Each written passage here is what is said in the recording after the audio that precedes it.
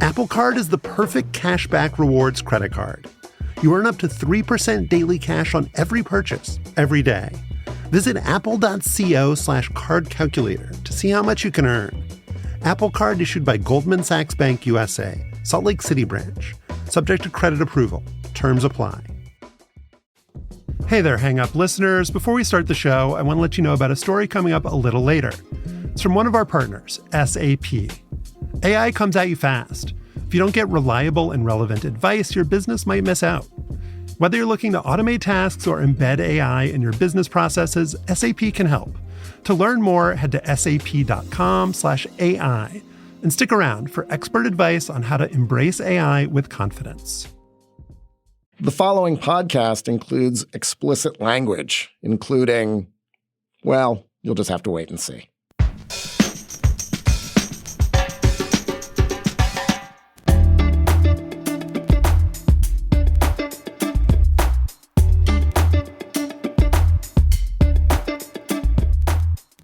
Hi, I'm Josh Levin, and this is Hang Up and Listen for the week of March 18th, 2024. On this week's show, we'll talk about the biggest storylines going into March Madness. Iowa and LSU could have a rematch before the Final Four. We'll also discuss the NFL's big quarterback shuffle with Russell Wilson and Justin Fields both landing in Pittsburgh. And finally, we'll investigate the greatest Scrabble play of all time and the fascinating Kiwi who made it. I'm in Washington, D.C. I'm the author of the book The Queen and the host of an upcoming slow burn season on the rise of Fox News and how the left tried to fight back. Also in D.C. is Stefan Fatsis. He is the author of the books Word Freak, Wild and Outside, and A Few Seconds of Panic. And by my calculations, he made both the 18,432nd best Scrabble play of all time and the 18,432nd worst Scrabble play of all time. Congratulations. I've probably made more bad plays than good plays, but I've made some pretty good plays in my time. I would just defer to your judgment on that. I have no way to evaluate that claim. With us from Palo Alto, Slate writer and podcaster Joel Anderson. Best and worst football plays that you ever made of all time. Do you really? Go. Is this a real question? Yes. Worst, a fumble return for a touchdown and a 14-7 loss to our rival my senior year. And do you blame yourself for the return? Or was that just like a bad break? I should not have lost the ball, but also I'm pretty sure replays indicate that I was down. Like, I mean, like the play had stopped, my forward motion was over, and then just a bunch of people surrounded me and knocked the ball out. I think I was down. Best play, 85-yard touchdown run versus Santa Fe High School. I heard the safety took a really poor angle. There was no angle for him. There was no chance anybody from Santa Fe High School was going to catch me. Was it like watching those Derrick Henry clips from high school? Or Marcus Dupree? Should Joel Anderson be added to that canon? This probably looked a little more Eric Dickerson-ish. Like, I looked beautiful just sort of in the open field, pulling away from people. Loping. It was really impressive. If I were to tell you that you could watch either or both of those plays, how much would you pay to like have a clip, like high definition, maybe not high definition, but any clip of either of those plays, like instantaneously? That's tough. I'd pay probably about a good $50. So I know that I have $50. Well, $50 what? 50, 100. I'm not going more than that. That's I don't think. Let's do a GoFundMe to raise $50.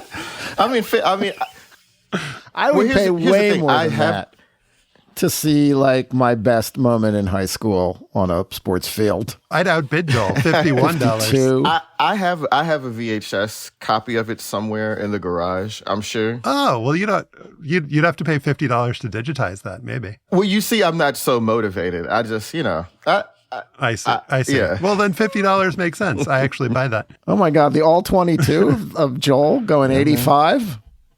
I'd pay 53 at this point.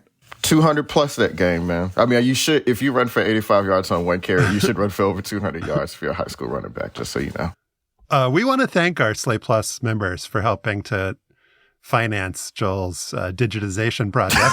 And this week, as we do every week, we have a bonus segment. And this one's going to be Joel Anderson's time to shine as well.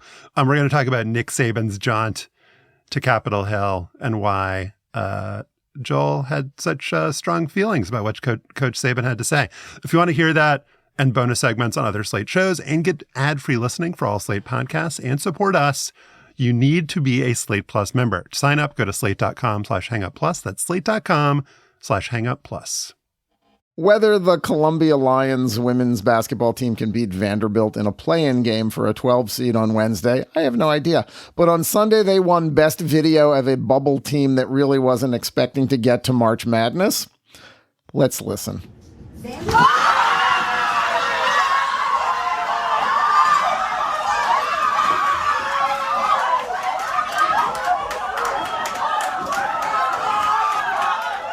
The players leap up, group hug, point at the TV, mouths are agape, people are screaming, a chair is knocked over. That is the highlight of the video. A dude, I don't know, an assistant coach, a staffer, whatever, he slides to the ground in disbelief. It really is a terrific moment. Joel, we have a lot to cover, but why not start with the Ivy League? 2 bids for the women, league champ Princeton and runner-up Columbia. That's only happened once before. On the men's side, well, Josh and I sat on a couch together wearing brown caps and watched Josh's plucky 13-17 alma mater blow it against Yale in the Ivy playoff title game. Even you watched, Joel, didn't you? I did. I mean, I was actually kind of surprised that you all were watching it together. I had no idea that Josh cared so much about his alma mater, and it's because we never talk about Brown on here. We talk about LSU. I did it for you, baby. I knew you'd like it. We talk about Penn. I knew you'd like it. Yeah, I was totally confused. I just thought that Josh didn't care. We would hear, that I wouldn't hear anything back about it, and I'd have to make fun of him later. Let me ask you this: what would have been the occasion for me to care about Brown athletics in the last 20 plus years? I can't say that I followed them closely. Was Craig Robinson a coach there at Brown at one point? Didn't you all make the CNIT or whatever? I don't know. CNIT. Whatever. One of the ones that starts with C. Yeah, whichever one, one of those tournaments. I used to go to the basketball games when I went there. It was the only sporting event that I would go to. And Brown had like a decent team one of the years and would have made the Ivy tournament if such a thing had existed, but they haven't made the NCAA tournament since 1986. I mean, we all remember the Elite Eight in 1939. No, we all do, Joel. Yeah, but no, I mean, this is the point, Joel. You were aware that there was a Brown basketball game of some significance over the weekend when there had never been such a thing in our conscious lives. I didn't intentionally mean to watch the game, I should say, but it was on ESPN, which is sort of the benefit of these weeks and, whatever the Ivy League's broadcast deal is, that, I was getting ready to leave the house and I saw like there was maybe 5-6 minutes to go in the game. And I was like, oh, look at Brown. And then that's when I texted you. And then you and Stefan sent me the picture of you all sitting on the couch. It was very adorable. And then I felt instantly horrible because what happened is that I was kind of preemptively congratulating you in a way. Like, I don't know if I was like, oh man, look at Brown. And then just that quickly, I think the text I sent to you as soon as it was over was damn. Damn. Yeah. Sorry. Yeah. They blew for those who did not watch on ESPNU or ESPN2 or whatever it was on, Brown squandered a 6-point lead in the last 22 seconds. Man. It's all about perspective because Yale had previously squandered a lead and Brown had started the season 6-17 and somehow managed to make it into the finals of this conference tournament. Hey, they beat Princeton, who was the best team in the league, by not an insignificant amount. So, Josh, were you legitimately hurt? Like, did that kind of sting a little bit to watch that happen? To be totally candid with you and the listeners, I was not. Wow. It's all upside. Like, I had a really fun time watching the game against Princeton, watching the game with Stefan on Sunday. It was really fun when Brown took the lead. And then when Yale makes the layup at the end, it was like, those bastards, those bastards. But then it just you can't pretend to care the way that we care about the teams that we grew up rooting for and the teams that we follow religiously. And that's kind of the beauty of this tournament. And I think why it works so well is that whether you went to school there, whether you just like picked them as a 12/5 upset, you can develop extraordinarily strong feelings about like Brown shooting guard Chemo Ferrari. And then like next week, I'll forget that guy ever existed. But it elicits these just really strong emotions, feelings, attachments that then can like attenuate. But it is the perfect format. And these conference tournaments, and we can criticize them for the fact that they don't select the best teams, that they don't reward teams that have best seasons. But just for the kind of pure endorphin rush and like 6 minutes on a Sunday when you just happen to turn it on, I mean, there's no better like kind of instant entertainment than this March Madness basketball.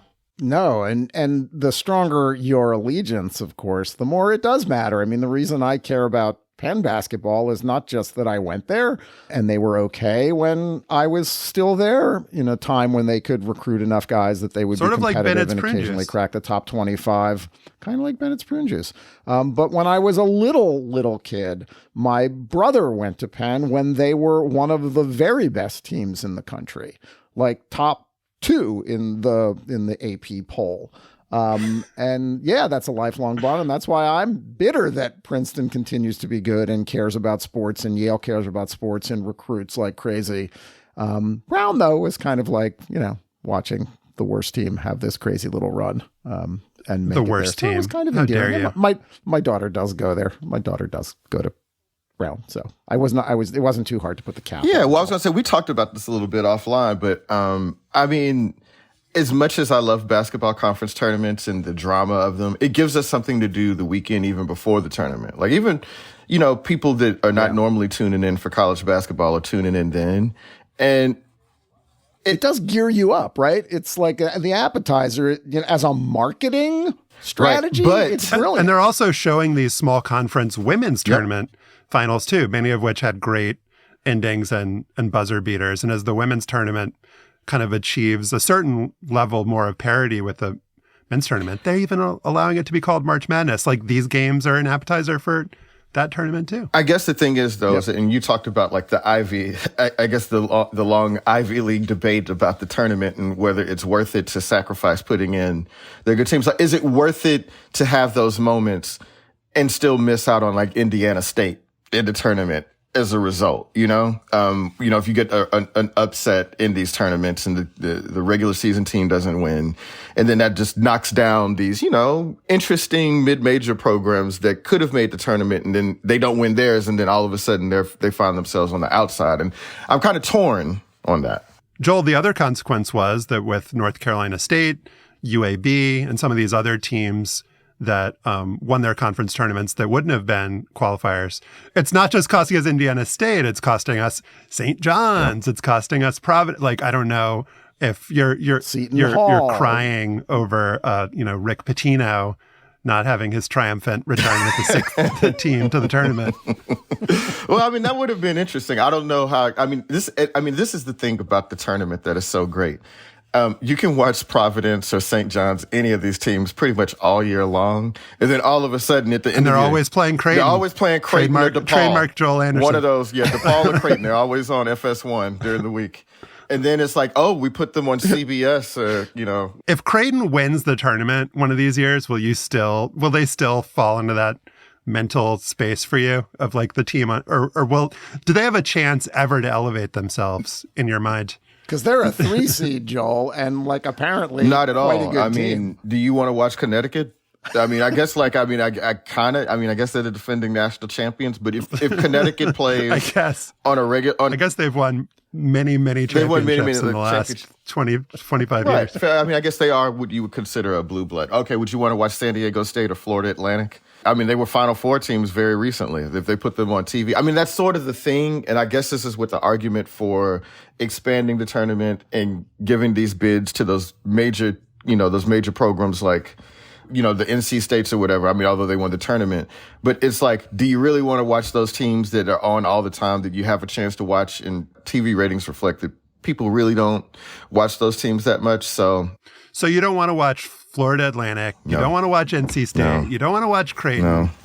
Who do you want to watch? Who do you want to watch? You just want it to be Kentucky versus... I want to see Kentucky versus Duke Houston? versus Houston versus TCU.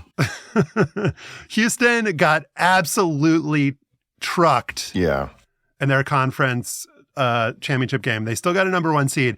Is Houston at the point, with all the success they've had with Kelvin Sampson, just unbelievable run of success, number 1 seed, I think a couple of years in a row now. Are they at the point now where your expectation is championship or bust? Like, what's your emotional relationship with the Cougs? No, I mean, the thing is, though, is that the Cougs have had a couple of really pivotal injuries this year. And so they're hobbled. And as good as they are, as, you know, Jamal Shade, he's the Big 12 Player of the Year, so they do have talent. I mean, they've sent some players to the draft in the last couple of years. But the thing about Kelvin Sampson's teams and these University of Houston teams in particular is that they're not overly talented. You know how it used to be 20, 30 years ago if you had a 1 seed? Those teams tend to have like 3 NBA players, and they're really stocked. Because of the way college basketball is now and because of the way Kelvin Sampson coaches and, you know, recruits, they don't have that margin for error. So if they lose a few players, you know, it's going to be tough for them. And they don't have like a bunch of guys that are like, you know, people that can create offensively. So they've got to play basically by defending the hell out of you, right? And sometimes that works most nights. But in the tournament where everybody can kind of coat, you know, they got time to prepare and everybody's playing very hard, it's sort of difficult to elevate yourself if you don't have that much of a talent advantage. And so as much as it is a championship or bust time for the University of Houston and Kelvin Sampson, but if they don't win, I don't think anybody will be surprised because nobody is looking at them like this is, you know, 1995 Kentucky or 1996 Kentucky or something like that, you know? Stefan, I mentioned in the intro at the very top of the show that LSU and Iowa could meet in the Elite Eight. That obviously is a storyline that a lot of people would look forward to, but you know, the overwhelming favorite, South Carolina, 2 undefeated regular seasons in a row, lost to Iowa in the Final Four last year. What are you looking forward to the most in this tournament? And is it also Juju Watkins? Yeah. I mean, I think for the first time, maybe not specifically, but in the sort of public and media approach to the women's tournament, you're seeing the fruits of the growth in talent and the diversification of talent across programs.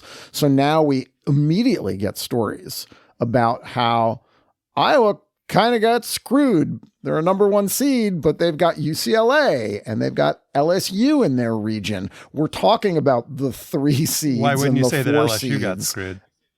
Like, why is it You could Iowa? say that too. Why are you caping for Iowa as a here? number 1 seed? Who cares about Iowa? I am. Iowa? I am totally caping for Iowa. But we're talking about the depth here. You know, even when you're talking about Iowa's road, they may get Princeton in the second round. And the Princeton women are really, really good out of the 2-bid Ivy League. So the NCAA should have just gone through and been like, all right, who's the worst team? Now that's who Iowa deserves because Iowa is the best. It's not South Carolina who deserves the best path. It's Iowa. We need to have a red carpet for Iowa.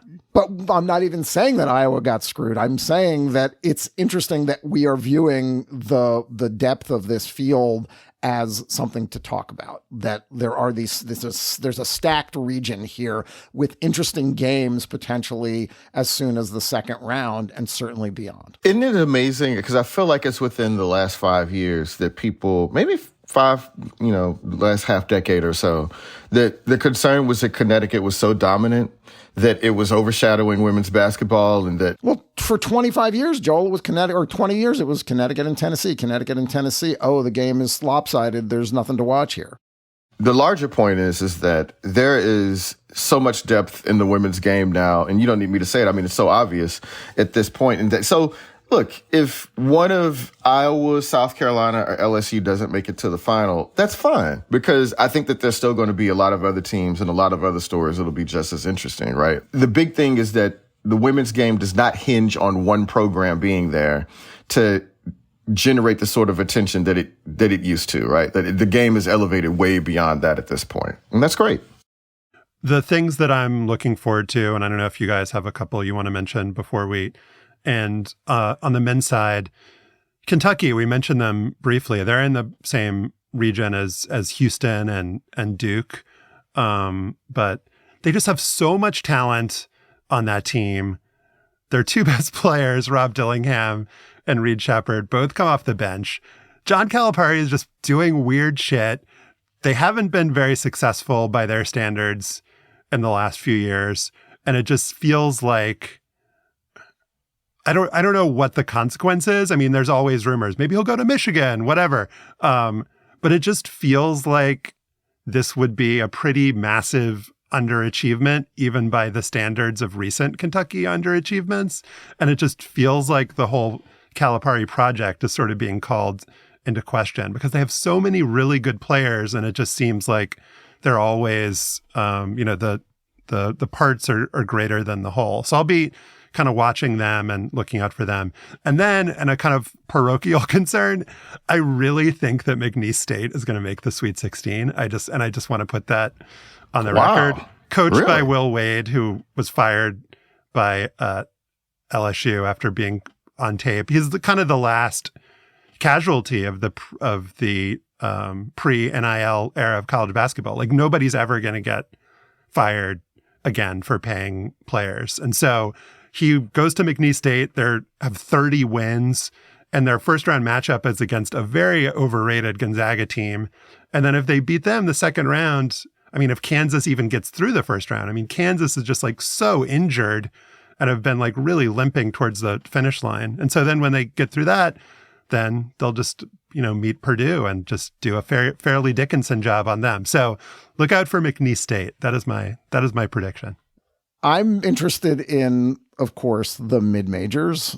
James Madison, 31-3, another 30-win team in the tournament. The Dukes, they won at Michigan State during the season. They play Wisconsin in the first round. That could be really entertaining. The other Dukes in the tournament, Duquesne, last time in the tournament, 1977. They won 4 straight games in the Atlantic 10 tournament. As a 6th seed, they're coached by Keith Dambrot, who coached LeBron in high school. The assistant coach is Drew Joyce, who played on that LeBron high school team.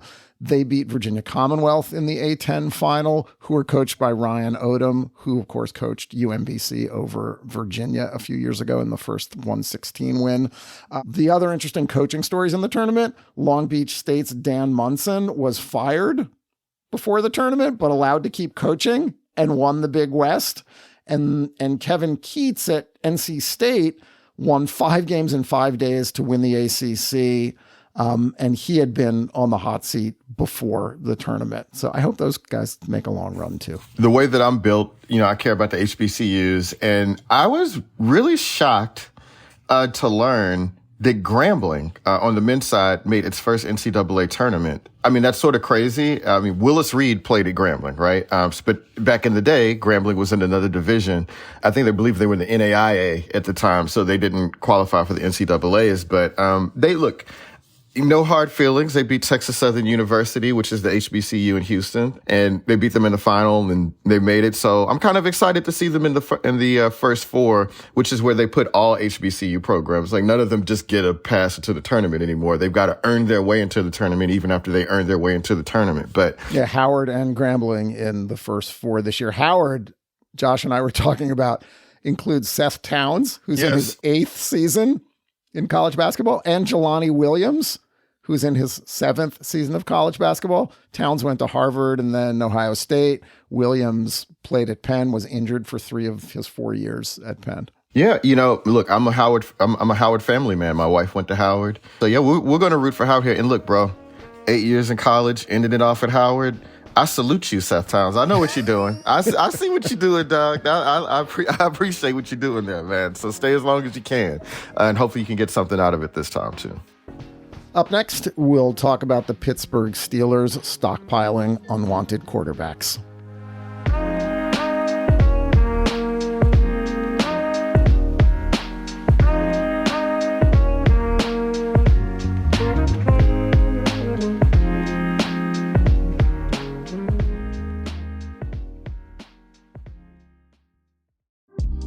Apple Card is the perfect cashback rewards credit card. You earn up to 3% daily cash on every purchase, every day. That's 3% on your favorite products at Apple, 2% on all other Apple Card with Apple Pay purchases, and 1% on anything you buy with your titanium Apple Card or virtual card number. Visit apple.co/card calculator to see how much you can earn. Apple Card issued by Goldman Sachs Bank USA, Salt Lake City branch. Subject to credit approval. Terms apply. This podcast is brought to you by Slate Studios and SAP. AI is moving so fast. If you don't get reliable and relevant advice, your business might miss out. Welcome to Dear Artie, an advice column from SAP, where we tackle the tricky questions at the intersection of AI and business. Here's our expert, the technology futurist, Ian Kahn. Hi, I'm excited to dive into today's question. Dear Artie, the supply chain has been a friend and foe to my company. Can AI make us more resilient? Signed, Supply Chained to Uncertainty. Hey Supply, here's how AI in the supply chain can help. AI can massively automate data analytics and understand the movement of your goods. AI can point out weak links, market demand trends, optimal logistics, and other important aspects that impact the top and bottom lines for the business. Take the example of a large grocery chain that has hundreds of vendors spread through the country. In some cases, you may need to reroute shipments to other stores, such as in the case of fresh produce, a good that can go bad very fast. Managing such a supply chain is heavily dependent on the data provided, and AI can help optimize this information so that your supply chain works at its optimal levels. Embrace AI with confidence. Head to sap.com/AI to learn more. It's been only 2 years since Ben Roethlisberger retired, and the Pittsburgh Steelers have already found a couple of replacements for the quarterback drafted to replace him. The Steelers completely scrapped their quarterback depth chart in the first week of NFL free agency. In order, they signed free agent Russell Wilson for the veteran minimum, sent 2022 first-rounder Kenny Pickett to Philadelphia, and then pulled off a surprise trade on Saturday with Chicago for Justin Fields. The Steelers will pay Wilson and Fields less than $4.5 million combined for the 2024 season, and they only gave up a sixth-round pick in 2025 to get them. So, Josh, do you think that the Steelers got a sweet deal on Wilson and Fields, or do you think they're going to find out why they were available and cheap? You're asking the right questions, Joel. The Justin Fields thing is totally fascinating because I feel like we've been led to believe the last 2 years as the Bears have been making this decision about whether to keep Fields or trade him and get a top pick in the draft and get a new quarterback, that Fields is young and promising and valuable. And it seems like what the Bears found out, or what the rest of the league is telling us, is that that was completely untrue. They got a sixth-round pick for him that, if he plays more than half the snaps, converts to a fourth-round pick. And so, you know, when I saw that the Steelers got him for a sixth-rounder, my first reaction was, if he's that cheap, then why didn't the Saints, my team, trade for him? Like, well, you already got Nathan Peterman, right? They already got Nathan Peterman. I mean, they've got Derek Carr as the starter, who, you know, is the kind of definition of league average.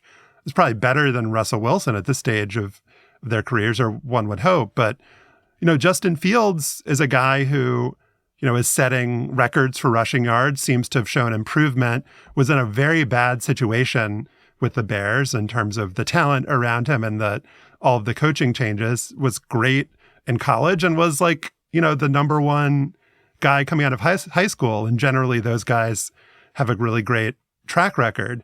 But we obviously know less about him than the league does, than their collective brain power. And yet the league has traditionally been very bad at evaluating quarterbacks in terms of the ones who get picked at the top of the draft, or maybe ones who fall. And so I'm like really confused about what to think of all of this, but it just feels impossible for the Steelers to have come out losers here. They're not paying either of these guys that much money.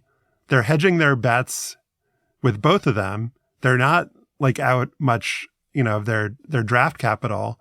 And it just feels like really smart talent management and acquisition. And you do also wonder if like Mike Tomlin, black coach, two black quarterbacks who've like traditionally been, not traditionally, who seem to be undervalued by the league, are they getting a chance in Pittsburgh that maybe other coaches and teams that they deserve, that other coaches and teams kind of weren't willing to give them at this stage of their careers? But I think the order of operations here is also important. And I think that the Steelers, they got this low money option in Russell Wilson because the Broncos, who signed him to a $50 gajillion contract, are on the hook for paying him.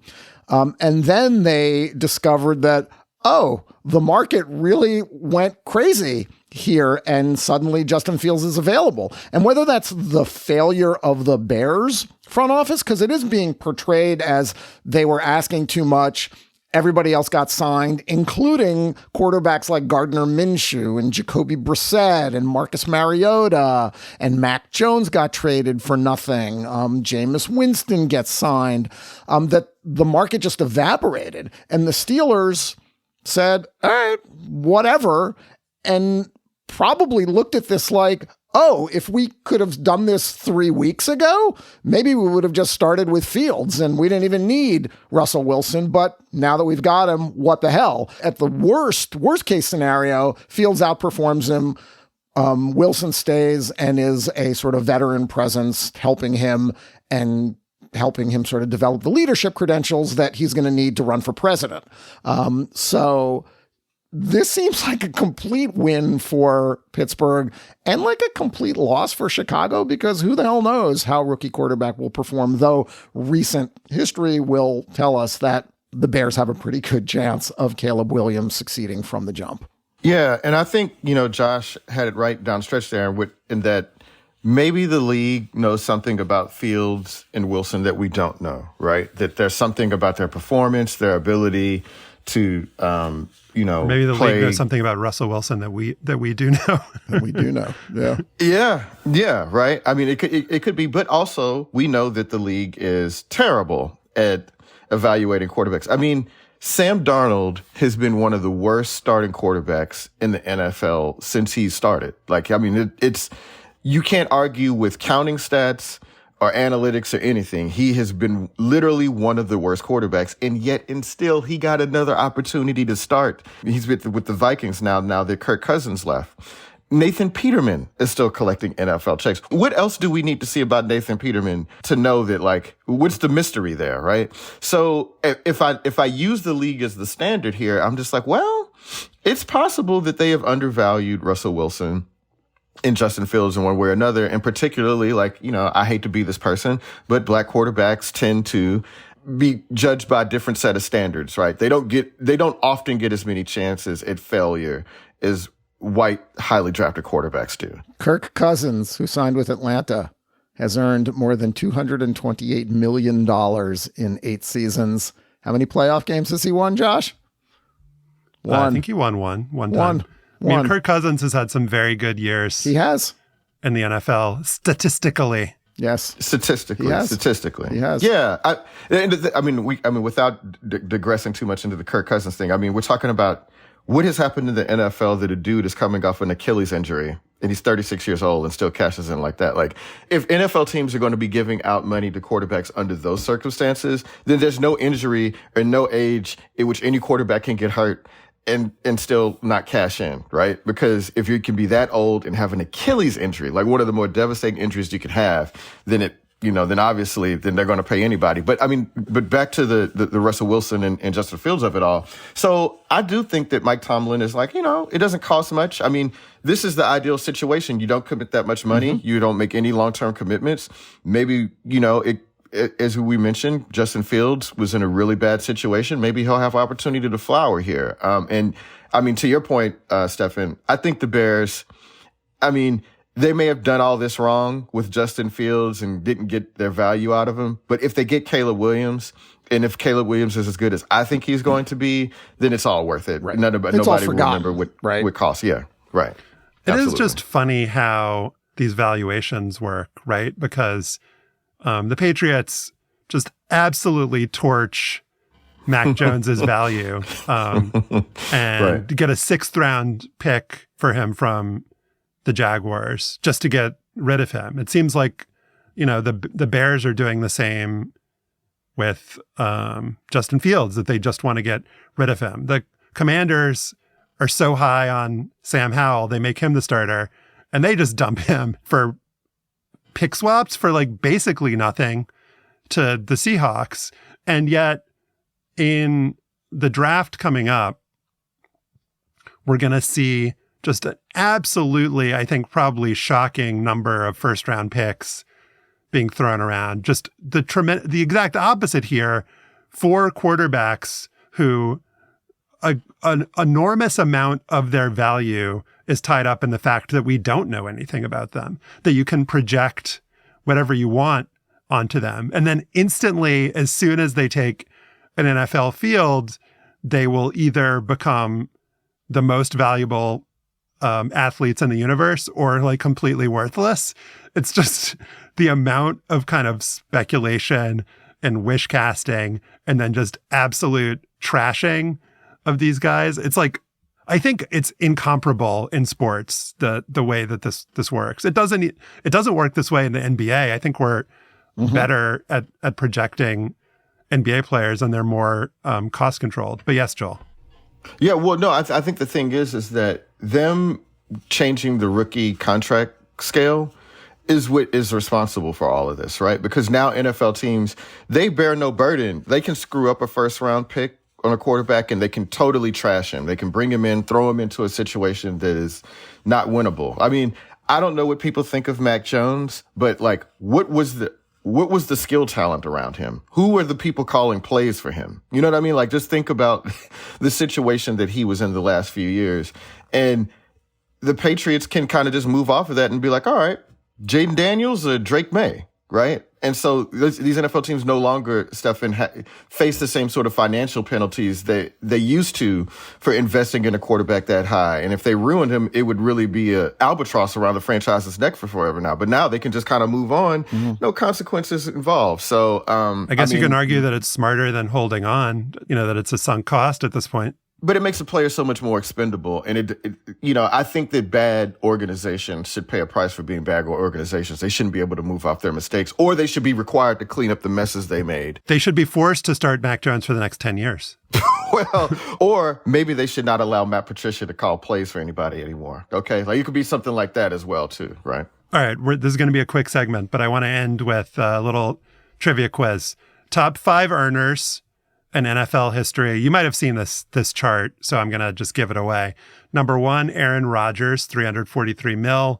Number 2, Matthew Stafford. Number 3, Tom Brady. Number 4, Matt Ryan. Number 5, Kirk Cousins. Just, the year of the white quarterback. It's good that these guys have found their way. Joel Anderson, highest paid or most cumulative earnings for a black player in NFL history. Number 8 on the list with $266 million is who? Oh. Wow. That's a great Russell Wilson? Russell Wilson. Yeah, okay. I thought so. All right. And then he did cash in once at least. He did. So. And then final question. The next highest black player on the list, number 14 with $182 million, the highest paid non-quarterback in the history of the National Football League. Aaron Donald? It's not Aaron Donald. Oh, it's got to be a defensive end. Not Von Miller. Von Miller, I think, was number 15. So okay. he was the next player on the list. Very good guess. Yeah. Who was it? It's a wide receiver, played for a very long time. Larry Fitzgerald? No. Larry Fitzgerald. Yes. Larry Fitzgerald. Okay. All right. I mean, that's a dude that clearly deserves the money a lot more than Kirk Cousins. Yeah. In the next segment, we talk about Scrabble's greatest player. No, unfortunately, it's not Stefan.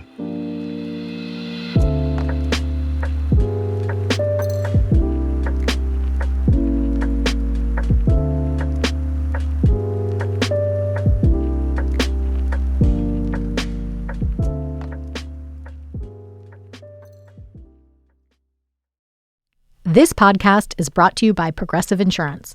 Most of you listening right now are probably multitasking. Yep, while you're listening, you're probably also driving, cleaning, exercising, or maybe even grocery shopping. But if you're not some kind of moving vehicle, there's something else you can be doing right now. Getting an auto quote from Progressive Insurance. It's easy, and you could save money by doing it right from your phone. Drivers who save by switching to Progressive save nearly $750 on average, and auto customers qualify for an average of 7 discounts. Discounts for having multiple vehicles on your policy, being a homeowner, and more. So, just like your favorite podcast, Progressive will be with you 24/7, 365 days a year, so you're protected no matter what. Multitask right now. Quote your car insurance at Progressive.com to join over 28 million drivers who trust Progressive. Progressive Casualty Insurance Company and Affiliates. National average 12-month savings of $744 by new customers surveyed who saved with Progressive between June 2022 and May 2023. Potential savings will vary. Discounts not available in all states and situations. Apple Card is the perfect cashback rewards credit card. You earn up to 3% daily cash on every purchase, every day. That's 3% on your favorite products at Apple, 2% on all other Apple Card with Apple Pay purchases, and 1% on anything you buy with your titanium Apple Card or virtual card number. Visit apple.co/card calculator to see how much you can earn. Apple Card issued by Goldman Sachs Bank USA, Salt Lake City branch. Subject to credit approval. Terms apply. In competitive Scrabble, there's Nigel Richards and everyone else, writes Stefan Fatsis in a piece that published in Defector last week. Richards, who's from New Zealand, has won 11 North American and World Championships combined. But that's all old news. Fatsis, whose 2001 book Word Freak both described and in many ways inaugurated the modern age of competitive Scrabble, explains that earlier this year, Richards out-Nigeled himself by making what very well could be the best play of all time. Stefan, I won't say that writing many thousands of words about a single play that Nigel Richards made is out-Stefaning yourself, because it's actually the definition of Stefaning. I looked it up, and there it is. Writing many thousands of words about a single play that Nigel Richards made. But the piece is a great distillation, both of what makes Nigel special and why you are to Scrabble what W.C. Hines is to boxing. But can he talk about Scrabble? Let's find out. Stefan, before we get into that specific play, tell us more about Nigel Richards. Who is this guy?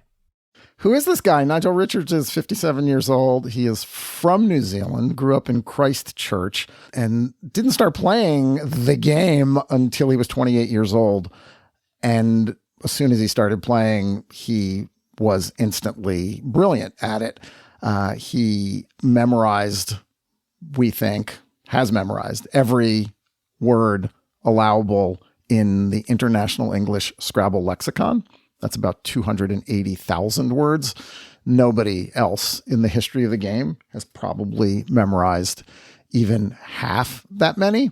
And that's because Nigel has learned all of the not just 2 through 8 letter words, which are the ones that you use all the time in Scrabble, because there are 7 letters on the rack and you're usually pairing those 7 with one more, but all the 9 letter words, which a few players do, and the 10 letter words, and 11 and 12 and 13 and 14 and 15 letter words. And that's the extent of a Scrabble board, 15 by 15. So in your great profile here, Stefan, I'm going to read this quote from somebody, okay? And it says, I don't know how to put this in layman's terms. He's talking about this play of pernoctated. Is that how it's pronounced, Stefan? Is that I get it right? That's as good as, Pernoctated? It's either pernoctated or pernoctated, and I can look it up, but it tells you something that I didn't even bother checking the pronunciation. Okay, I think we got it right. But anyway, I don't know how to put this in layman's terms, but it essentially continues to confirm that he's the best player at any game that ever existed. His brain extends leagues beyond the capability of a chess nerd who studied their whole life, for example.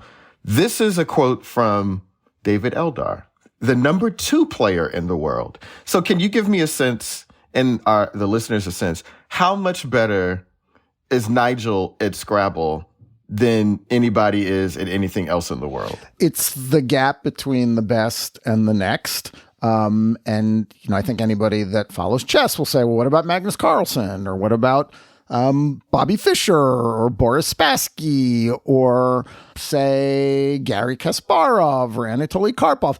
And the difference is that, look, Scrabble's a much smaller world, so smaller sample size, but you can quantify this in ways that you can't in other games. And if someone like Eldar, who won last year's World Championship, and I wrote a piece about that for Slate, says that the gap between Nigel and me is sort of unfillable, then you recognize how much better and how much more respected this guy is. He's an outlier. And the reason that he's an outlier in this way, that very few people in any competitive endeavor is an outlier, is because there's just something different about this dude's brain.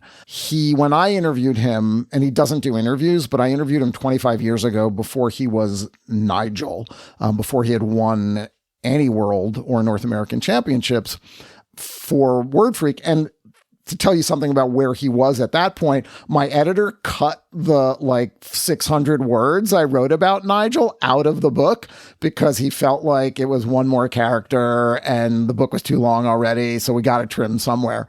Bad call. But so then when I talked to him, he tried to explain how he's able to do this. And it is just one of these sort of mysteries of the human brain. He told me he studies by looking at printed pages of either word lists or dictionaries. And the thing that stuck out to me when I talked to him 25 years ago was the way he described it. He was like, I looked at every page of what's known as the Chambers Dictionary, this English dictionary that's not used as a source in Scrabble anymore, but whatever. And he would have a mental image of each page of the dictionary register in his brain. And by looking only at the bold-faced words on those pages, he could recall the image of the page, recall the bold-faced word, and therefore be able to determine whether a word was acceptable or not in Scrabble. I mean, whether that's an eidetic memory or just some crazy brain chemistry structure thing that we don't understand doesn't really matter. But Nigel's the only person in the history of Scrabble that I've ever come across that can do that. Before Josh goes on, I just want to go through the list. You called it eidetic memory. Is that right? Yeah. Which is, I guess... So photographic memory. Photographic memory. Here's some of the people on the list that was on Wikipedia, by the way. I don't know if you guys looked this up. Nikola Tesla, Leonardo da Vinci, Sean McVeigh, and LeBron James. Those are some of the people on the list, apparently. So there you go. That's pretty good company, right? Pretty good company, yeah. So the play, Stefan, and we'll link to the article, which has the board images, and it'll be easier for folks to kind of visualize when they can see it. But if you could just explain kind of what he did, but also why people were saying, holy shit, once they found out that he did it. And I've kind of been looking for a reason to write about Nigel for years. I mean, I've talked about Nigel before when he won the French Scrabble championship for the first time a few years ago after studying all the French words in 9 weeks. He didn't speak any French, and he went to France, competed in this tournament, and they play Scrabble differently. They play duplicate Scrabble where everyone gets the same rack of letters and you have to figure out the best move for each turn. Nigel learned well over half of the French dictionary in 9 weeks, and he went and won that. So he's gone viral before, but I was looking for a more sort of esoteric reason to write about Nigel for years. And this was the moment. So he's playing in a tournament in Bangalore, India against an Indian player who's been a competitive Scrabble player for a couple of decades. He's already bingoed 4 times in a row in the game. He played influxes for 221 points. That's a triple when you cover 2 triple word score squares.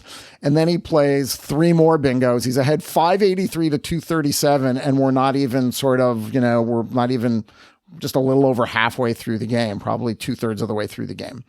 Nigel's letters now are ACENORNT.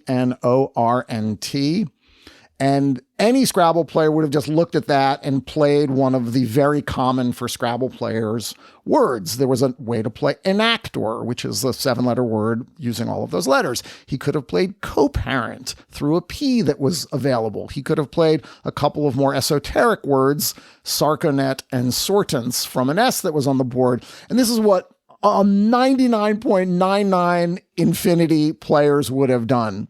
Nigel, though, in would about you have 20 gotten seconds, co-parent? I would have found co-parent, no problem. I would have seen an actor instantly. The other two words are international English words, so I wouldn't have known them. I wouldn't have studied them, but they're very high probability words, so any good player would have seen those. Nigel, though, in about 20 seconds, looks at the board. He sees the P in the P that would have he played through for co-parent. It was in one of his bingos, eruption. And then there are 7 spaces going down from the P, and then there are the letters T, E, and D. So Nigel takes his tiles. His brain instantly sees that he could rearrange them and sandwich them between the P and the TED to make this word pernoctated. But the A also had to hook onto the word NON, which is another international only word, non, to make anon. So pernoctated from the P to TED, hooking the A onto NON to make another word. This is just like, it's gymnastics. It's linguistic ballet. And when you look at it on a board and you think about what it takes for someone to sort of unscramble not just the letters, but see this sort of narrow route to playing this completely obscure 11-letter word, it sort of boggles the imagination that you have the ability to sort of decipher the geometry of this position and find a way to slot these letters into that spot. All right. Well, so Stefan, I want to kind of combine a question here. One, you compare him to Alex Honnold, the mountain climber, and so he's sort of an interesting guy. And I was hoping you could talk a little bit about that, and also about his incredible capacity for not making mistakes. In your story, this is a stat you use. Nigel made a mistake once every 83.55 moves. His opponents, and they're talking about some of the best Scrabble players in the world, made one every 2.14 moves. Again, I just want to make sure that you get this straight.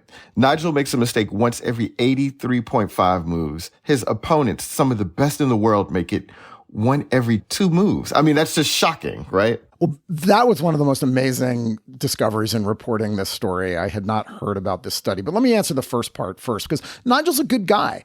He's just quiet. He has no interest in doing media.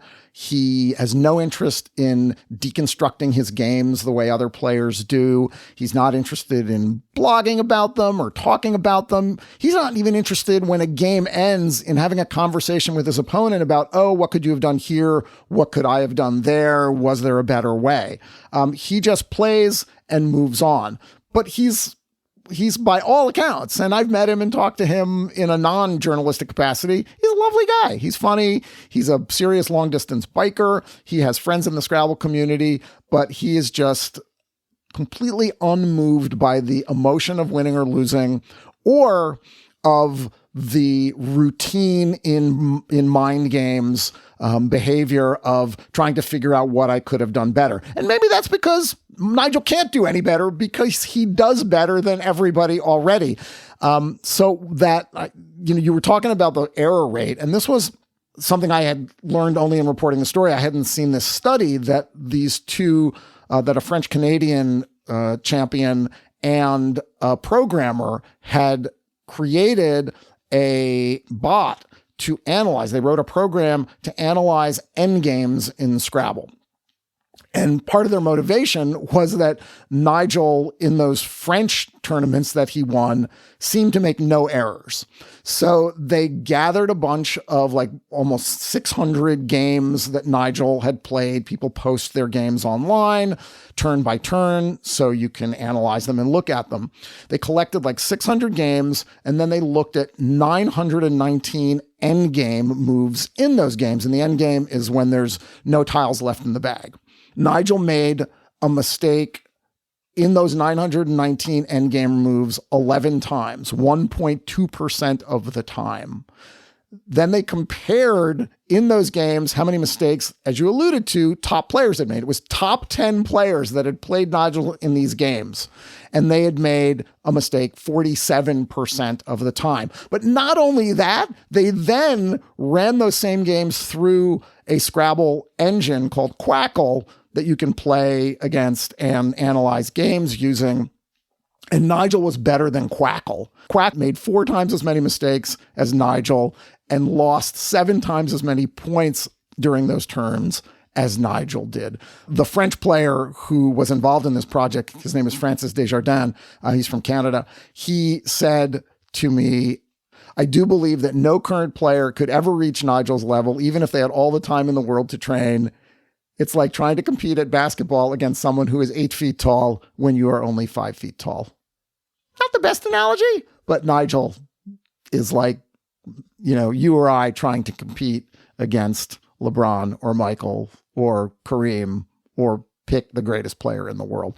The gap there is just insane. And he is just one of those people that you hope someone someday could actually study to figure out how they do it. It's really cool that he's part of this little world that I've been in for all these years.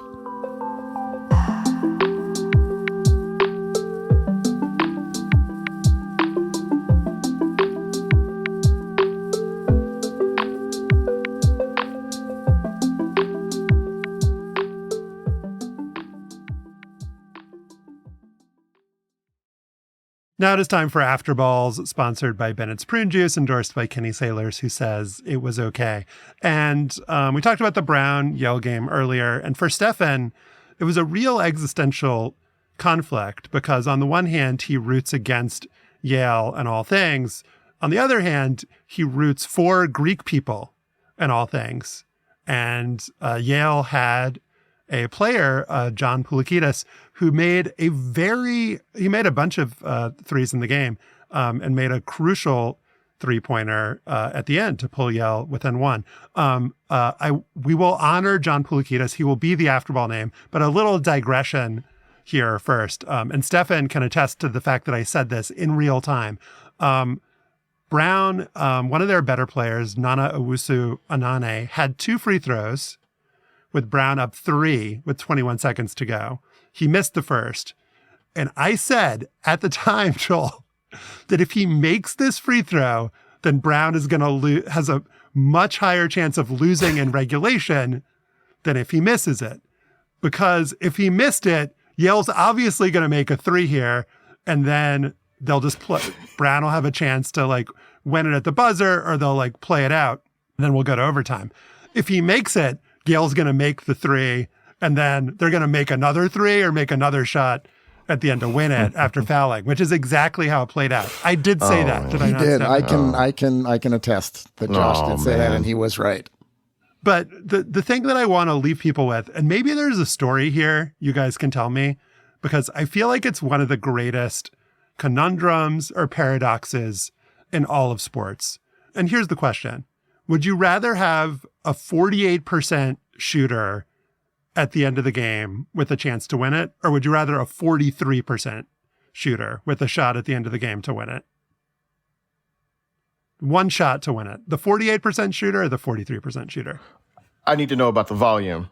Same exact volume. I mean, this seems like a trick, but 48% shooter, correct? All right. Would you rather have Andre Drummond shooting a free throw to win the game, I knew or would you rather have Steph Curry shooting a three-pointer? Because that's their career percentages. Andre Drummond is a 48% free throw shooter, and Steph Curry is a 43% free throw shooter. Because at the end of this Brown-Yale game, I was like, there is no way in hell this 39% free throw shooter is going to miss the shot. It just seemed obvious that he was going to make it. That's an amazing three-point percentage.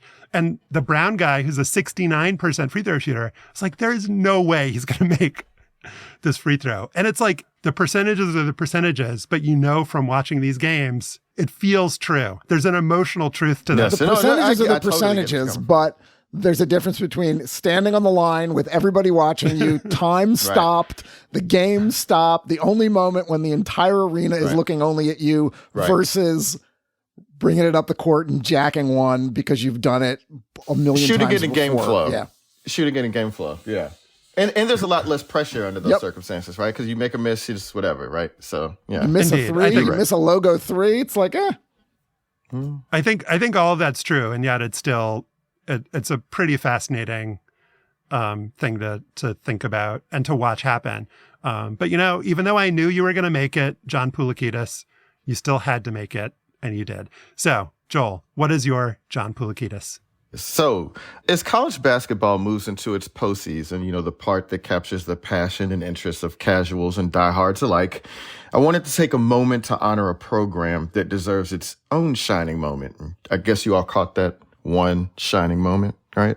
Anyway, for every University of Houston, for every UConn, for every North Carolina, for every blue blood in the big dance, there are 4 times as many teams that won't be there. And of that bunch, so many never even spend a second on Joe Lunardi's bubble.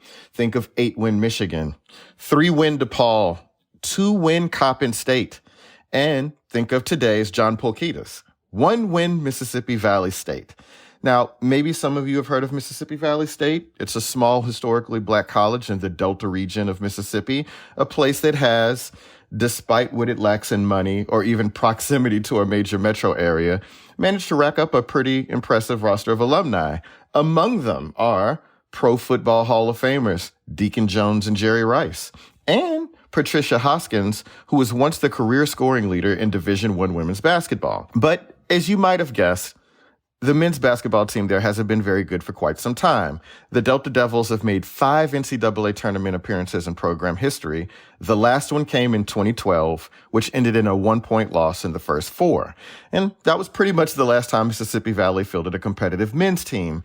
They've averaged a little fewer than 5 wins a season since then. And here's their win totals from the past 5 seasons. 3, 2, 2, 5, 1.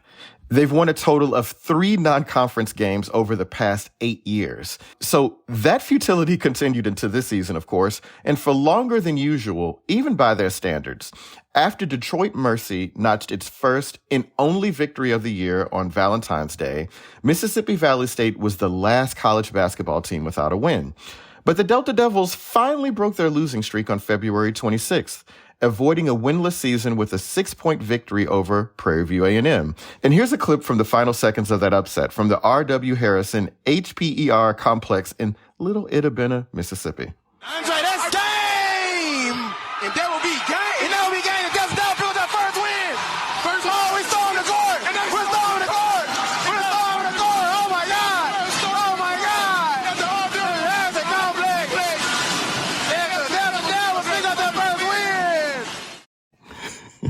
And look, they called it a court storming, so I will call it a court storming, but you can judge for yourself if you review the link to the video that we'll post in the show notes. But I don't think anyone is going to be raising much fuss about this post-game celebration. Plus, the student broadcast team of Caleb Brunson and his broadcast partner, Andre Williams Jr., weren't done with their very understandable hysterics. The Mississippi Valley Delta Devils are currently on a 1-game winning streak. With that game, the Prairie View Panthers will fall to 10 and 16, 5-10 the SWAC. The Mississippi Valley Delta Devils will improve to 1-27. What a senior! 1-14 the SWAC. Let's go! Did he say what a senior night? Was it senior night? Yeah, it was senior night. That's right. That's awesome. That's fantastic. I'm crying. Isn't that great, right? And the box score from that night shows that a listed crowd of 1,301, probably hedged a little high there, were treated to a 21-point effort from 6'6" senior Raekwon Brown, a fitting and memorable send-off on senior night. Now, look, I don't want to pretend that it was a pretty game, or that the Delta Devils had some kind of breakout performance. Mississippi Valley shot 34% from the field, while Prairie View shot 36%. But there's beauty in struggle, and Mississippi Valley had more than its fair share this season. As our friend, ESPN's Myron Metcalf wrote, the Delta Devils only played road games in November and December in an effort to stack up some revenue during the non-conference portion of the schedule. Those games earned $1.1 million for an athletic department that generates about $4 million a year. And when I say they earned that money, they truly did. The Delta Devils lost all but 2 of their 13 non-conference games by at least 29 points. And that includes a 59-point loss to Baylor and a 50-point defeat at the University of San Francisco. They played in Storrs, Connecticut against the defending champs. They played in Spokane, Washington against Gonzaga. And they managed to play 4 games all the way out here in California. And look, I wish I could say things went much better for them once league play started in the Southwestern Athletic Conference, but that would be a lie. They kept losing, usually by double digits, until things finally came together against Prairie View. But it's not like that win turned things around for what was left of the season. They lost their next 2 regular season games and then came up a point short against rival Jackson State in the conference tournament. And that was it. The season was mercifully over. But it's hard to call everything about the season a loss. Head coach George Ivory told ESPN that his team still managed to hit the books despite all of that travel and nightly heartbreak, and it earned a collective GPA of 3.0 last semester. And look, I think listeners of this show know that I grew up a fan of HBCU sports, particularly the Southwestern Athletic Conference. My parents met at Arkansas A&M, which is now known as Arkansas Pine Bluff today. And the first college football games I saw were at Texas Southern University, the HBCU in Houston. You might even call me an alum because, after all, I went to TSU's preschool. So I take a lot of particular pride in the SWAC, home of the Bayou Classic, the winningest coach in college football history, shout out Eddie Robinson, and the best marching bands in the land. And I also understand when programs like Mississippi Valley are coming up short on the scoreboard in the face of nearly insurmountable obstacles, namely institutional support from governing officials in Republican-controlled southern states. The glory days of HBCU programs are mostly over for now, but for the occasional Steve McNair or Deion Sanders passing through on their way to the big time. Most of us have accepted that. The tradition, the rivalries, the pageantry, the connection to the generations of alums in a glorious past, all of that is still present, very much alive in the SWAC. It's college sports, the way we're supposed to appreciate them. And no matter what people like Nick Saban tell you, the vast majority of college athletes are working in circumstances a lot closer to Mississippi Valley State than Alabama. They're doing the best they can in relative obscurity, playing in mostly empty gyms because it pays for their education. If they win, and if they certainly get paid, that's a lovely outcome, but it's not an expectation, and certainly not something they perceive as an entitlement. Everything Saban loves about college sports is alive and well in the SWAC.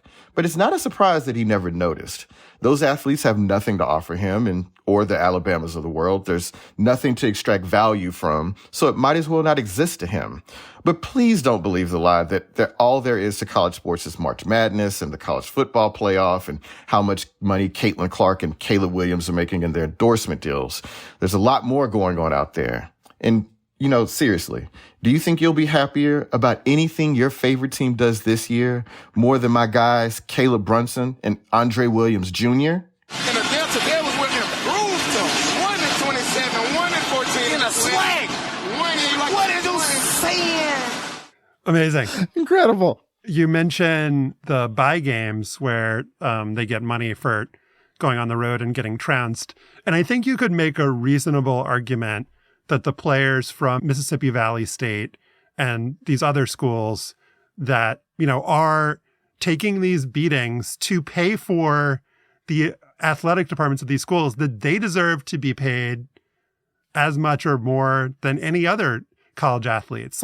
Because there's a way in which you can, talk to different economists, you can crunch the numbers, talk to different accountants, that college sports are money losers, they're money makers, but there is just absolutely no argument that these players are being used by these universities, which have no other choice. I mean, I'm not necessarily blaming them, compared to, how much we should blame other schools, but they are being used to pay for these schools' athletic departments. Do you want to blame someone? Blame every member of the Division I FBS programs that are reaping multi-billions of dollars from their football contract and from the NCAA Division I programs that are reaping money from the basketball contracts. You want to share money more equitably and make sure the kids from Mississippi Valley State don't have to go on the road and get their asses whooped.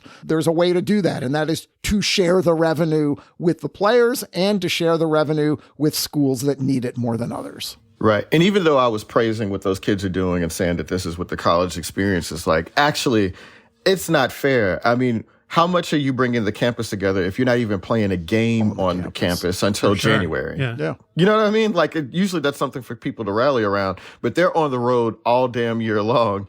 And they've got to study in the middle of that. How much is it abetting finals are happening. your education? That's right. But let's end, please, with those announcers. Someone hire those guys. They were freaking awesome. They're awesome. I was also kind of putting their name out there. I mean, somebody, come on. I mean, summer internship, something. They need a little something, man. So somebody look out for the guys there, Caleb and Andre. That is our show for today. Our producer is Kevin Bendis. To listen to past shows and subscribe or just reach out, go to slate.com/hangup, and you can email us at hangup@slate.com. And don't forget to subscribe to the show and rate and review us on Apple Podcasts. For Joel Anderson and Stefan Fatsis, I'm Josh Levin. Remember Zelmo Beatty, and thanks for listening.